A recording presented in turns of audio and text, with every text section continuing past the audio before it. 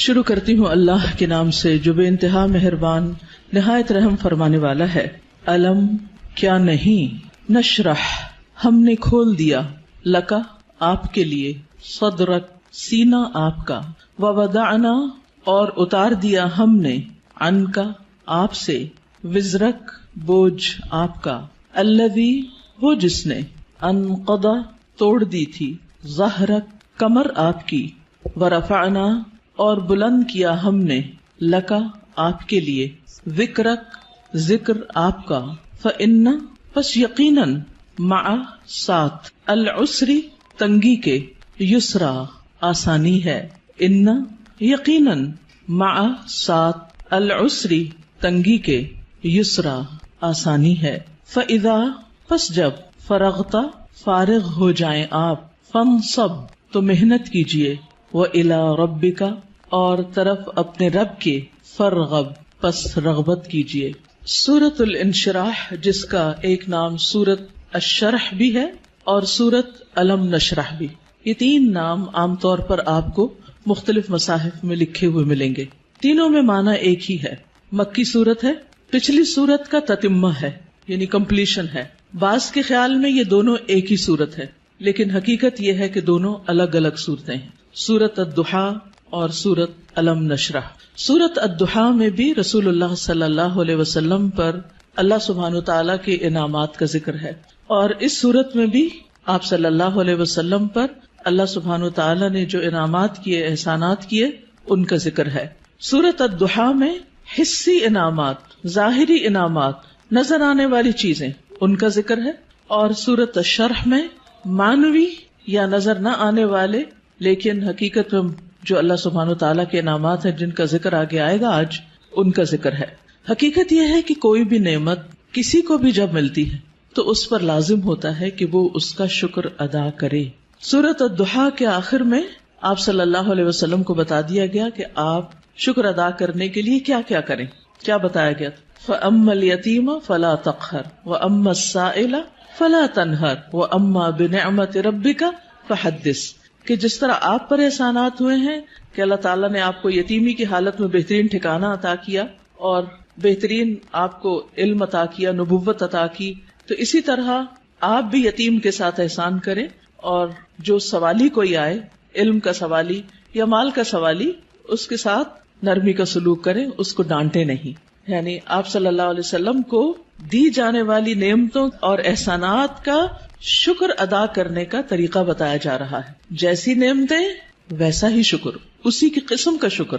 اور اس صورت میں بھی ہم دیکھتے ہیں کہ جن احسانات کا ذکر ہے بعد میں اسی طرح کے شکر ادا کرنے کی بات ہے، اور یہاں چونکہ مانوی نعمتیں ہیں جیسے وحی الہی ہے، اور اللہ سبحانہ وتعالیٰ نے آپ کے لیے جو آسانیاں کی اور آپ کا ذکر خیر جو بلند کیا، تو اس پر آپ کو حکم دیا جا رہا ہے کہ آپ اپنے رب کی طرف توجہ کیجئے، اس کی عبادت کیجئے، جب فارغ ہو جائیں تو بھی اپنے رب کی طرف رغبت کیجئے۔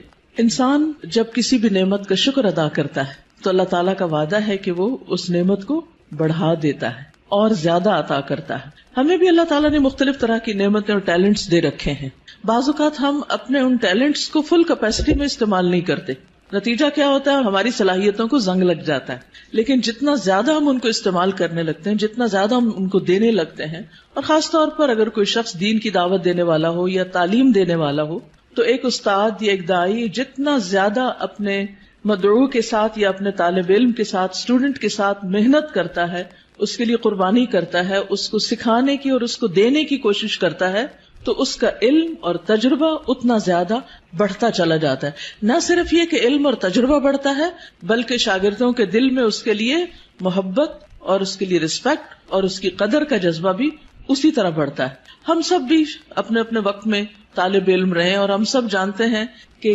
کس استاد کا ہماری نظر میں کیا مقام تھا، آج تک ہمیں یاد ہے۔ تو اسی طرح ہمارے شاگردوں کی نظر میں بھی ہر استاد کا اپنا اپنا ایک مقام ہے، اور کس کا مقام اور درجہ اور عزت اور محبت اور قدر زیادہ ہوتی ہے؟ جو اپنے شاگردوں کے لیے جتنا زیادہ مخلص ہوتا ہے، وہ علم دینے کے کام کو یا نبوت کا کام کو پیشہ نہیں ہوتا۔ یہ ایک اللہ سبحانہ وتعالیٰ کی نعمت کا، اللہ تعالیٰ کے اس احسان کا کہ اس نے ہمیں یہ سب کچھ عطا کیا، اس کا شکر ادا کرنا ہوتا ہے، اظہار نعمت کرنا ہوتا ہے، اس کو شیئر کرنا ہوتا ہے، دوسروں کے ساتھ بانٹنا ہوتا ہے. اور انسانوں کی تعلیم و تربیت اور انسانوں کو کچھ بنانا یہ دنیا کا سب سے بڑا کام ہے. کیونکہ مادی چیزیں، پتھر توڑ کے گھر بنانا، کوٹ کے بجری سڑکیں بنانا، یہ بھی ایک کام ہے جو نظر آنے والی چیزیں ہیں، لیکن وہ تو ہمارے لیے مسخر ہیں، مطیع ہیں، فرما بردار ہیں. ہم جہاں چاہیں ان کو لگا دیں، جس طرح چاہیں ان کو رکھ دیں. لیکن انسان اتنی آسانی سے بات سننے والے نہیں ہوتے. ان کو مولڈ کرنا اور ان کو گھڑنا اور ان کو کچھ بنانا اور ان کو سنوارنا اور ان کو نکھارنا، جو نبی صلی اللہ علیہ وسلم کے فرائض منصبی میں سے تھا. اور یہی آپ کے بعد ہر استاد کی ذمہ داری ہے کہ وہ طالب علموں کو صرف انفارمیشن ٹرانسفر کرنے والا نہ ہو، بلکہ ان کے اندر کے پوٹینشل کو، ان کی صلاحیت کو، ان کے اندر پائی جانے والی مختلف جو قوتیں ہیں ان کو نکھارنے اور معاشرے کے لیے اور خود اس شخص کے لیے زیادہ سے زیادہ مفید بنانے والی. اور یہ کام والدین کے بعد استاد ہی کرتا ہے اور یہ اس کی بہت بڑی ذمہ داری ہوتی.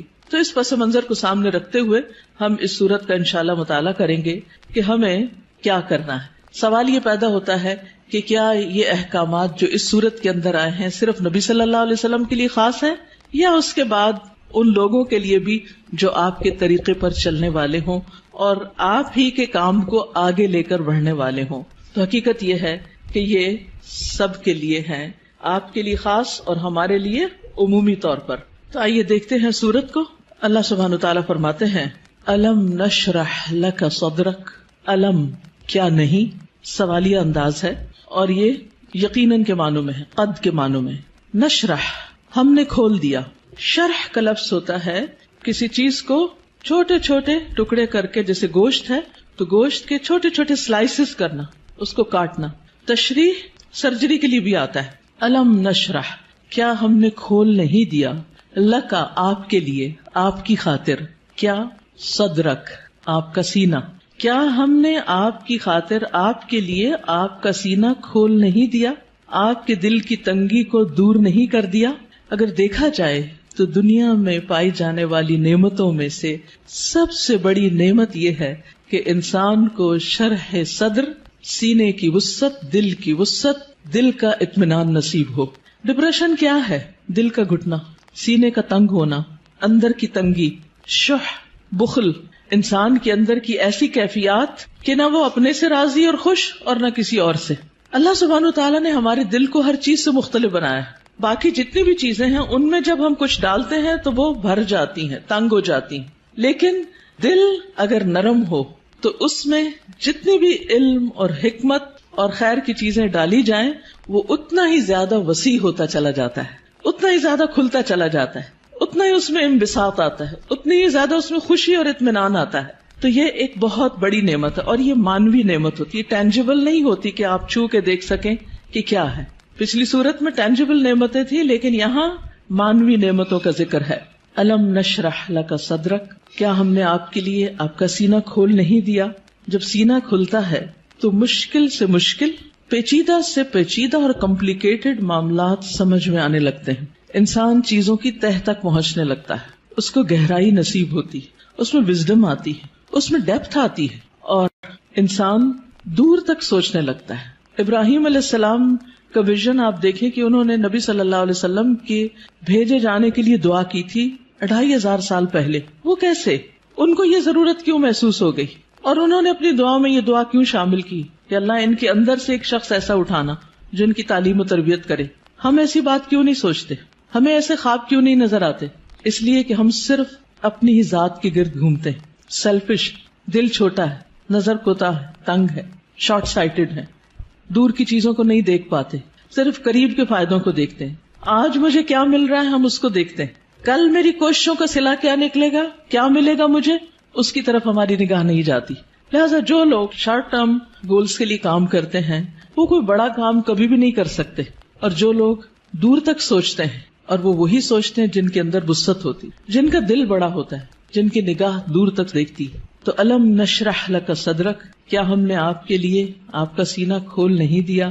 آپ کے لیے اللہ سبحانہ وتعالی نے خیر اور بھلائی کے رستے کھول نہیں دیے، کیونکہ جب تک دل کھلتا نہیں، یہاں صرف دل کی بھی بات نہیں کی گئی، پورے سینے کی گئی، چیسٹ، اور چیسٹ کے اندر دل. چیسٹ کی جگہ زیادہ ہوگی تو پھر باقی چیزوں کے اندر بھی وسعت آئے گی. تو نبی صلی اللہ علیہ وسلم کو اللہ سبحانہ وتعالی نے یہ خاص صلاحیت دی تھی جس کی وجہ سے آپ نبوت کا کام لینے کے قابل ہوئے تھے. اسی لیے قرآن آپ کے قلب پر نازل ہوا تھا اور آپ نے اس کو محفوظ کیا تھا. اسی لیے پھر اس کو صحیح طور پر سمجھ کر آگے بیان کیا تھا، کیونکہ ان سب چیزوں کا تعلق شرح صدر کے ساتھ ہوتا ہے. یہی وجہ ہے کہ ہم دیکھتے ہیں کہ موسیٰ علیہ السلام جب اللہ سبحانہ وتعالی نے ان سے بات کی، ہم کلام ہوئے اللہ تعالیٰ اور ان کو اپنے کام کے لیے چن لیا، وَاصْطَنَعْتُكَ لِنَفْسِي، اور اللہ تعالیٰ نے ان کو اپنی رسالات سے نوازا، تو انہوں نے سب سے پہلی دعا کیا مانگی؟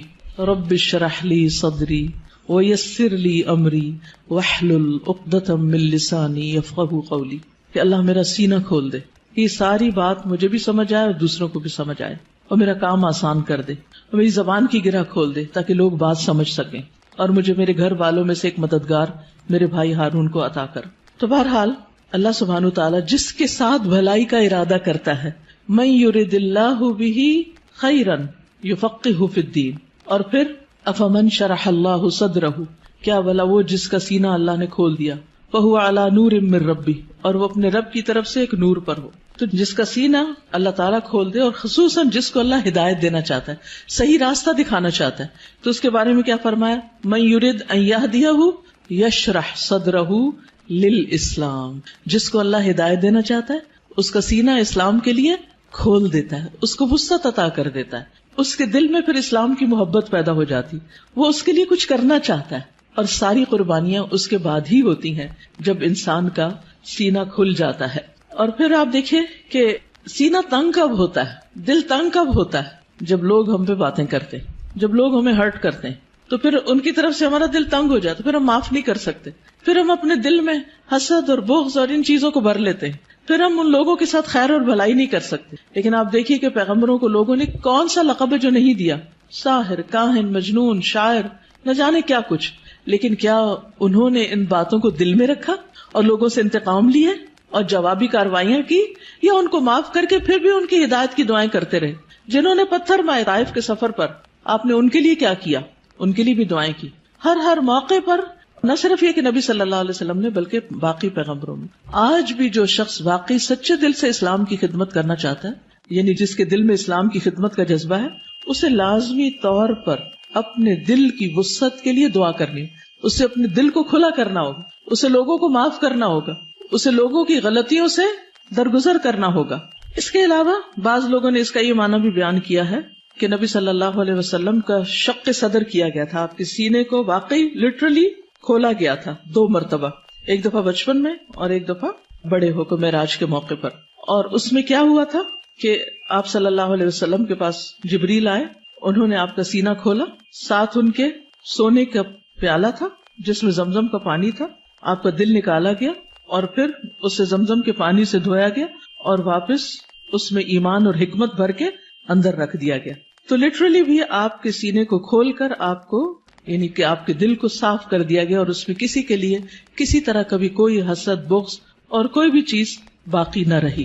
اور آج اسی چیز کی ہم سب کو بھی ضرورت ہے کہ ہمارے دلوں میں کسی کے لیے کوئی نفرت اور کوئی بھی حسد اور بغض نہ ہو، لوگوں کو معاف کرنا جانے اور خوش رہیں، مطمئن رہیں.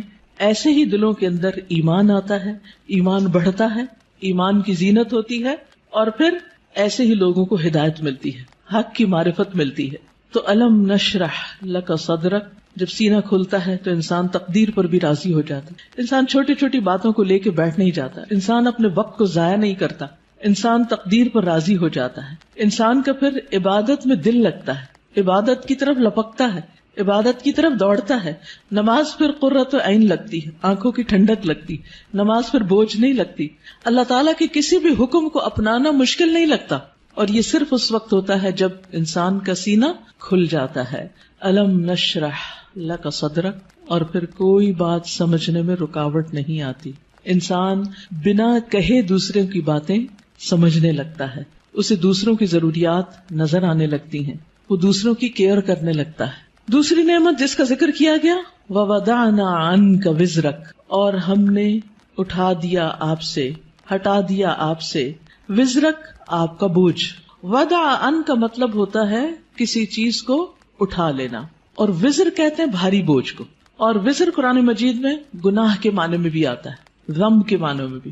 اب یہاں نبی صلی اللہ علیہ وسلم سے ان کے بوجھ ہٹا دیے گئے، اور یہاں پر آپ دیکھیں سورۃ الضحیٰ میں جو انداز تھا وہ کیا تھا کہ الم یجد کا یتیمن، سیکنڈ پرسن، الم یجد کا یتیمن، کیا اس نے آپ کو یتیم نہ پایا، فآوا ووجدک ضالا فہدی ووجدک عائلا فاغنی، لیکن یہاں زیادہ پرسنل انداز ہے، ووضعنا عنک وزرک، ہم نے آپ کا بھاری بوجھ آپ سے ہٹا دیا۔ اس بوجھ سے مراد کیا ہے؟ اس کے کئی معنی لیے گئے۔ نمبر ایک یہ کہ آپ کے دل پر نبوت سے پہلے جو ایک خاص بوجھ تھا، آپ کے ذہن میں کچھ سوالات تھے جن کا آپ جواب چاہتے تھے، آپ زندگی میں کچھ کرنا چاہتے تھے۔ آپ صلی اللہ علیہ وسلم اسی لیے شہر کو چھوڑ کر پہاڑ پر چلے جاتے، ہرا میں چلے جاتے تھے۔ تو جب اللہ سبحانہ وتعالیٰ نے آپ کو قرآن دیا، نبوت دی، تو آپ کے سوالوں کے جواب آپ کو ملنے لگے اور آپ کے بوجھ آپ سے دور ہو گئے۔ اسی طرح یہ معنی بھی کیا جاتا ہے کہ آپ صلی اللہ علیہ وسلم پر جو وحی کے نازل ہونے کے بعد ایک خاص کیفیت طاری ہو گئی تھی، آپ کے اندر ایک خوف کی کیفیت تھی۔ آپ واپس گئے اور آپ اپنی بیوی سے کہنے لگے کہ آپ مجھے کمبل اڑا دیں، چادر اڑا دیں، اور پھر حضرت خدیجہ جو تھی انہوں نے آپ کی کیئر کیا، آپ کا خیال رکھا، آپ کو اللہ تعالیٰ نے بہترین مددگار دیے۔ آپ کے پیغام پر سب سے پہلے حضرت خدیجہ ہی ایمان لے آئیں، پھر اسی طرح حضرت ابو بکر جو آپ کے دلی دوست تھے وہ آپ پر ایمان لے آئے۔